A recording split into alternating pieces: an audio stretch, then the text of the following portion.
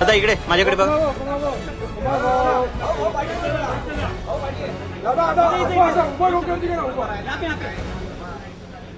की सत्तेत असणारे जे आमदार आहेत ज्यांना कदाचित सत्तेत असणाऱ्या नेत्यांचा वर्धा असते की बिनधास्त बोल, आम्ही तुमच्या बरोबर आहोत, त्याचा अर्थ हे सरकार संविधानाच्या विरोधात आहे आणि वारीच्या विरोधात आहे.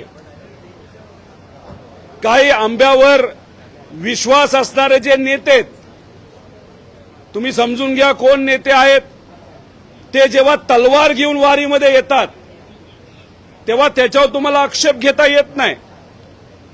पण इथं काही लोक संविधान, जे पवित्र संविधान आहे ते वारीमध्ये आणतात, तेव्हा मात्र तुम्ही आक्षेप घेता. त्याच्याच बरोबर आपण जर बघितलं तर वारी आणि वारकऱ्यांचा जो विचार आहे तो समतेचा, एकतेचा, बंधुभावचा आहे आणि संविधान सुद्धा हेच ते आपल्याला सर्व शिकवत असतात.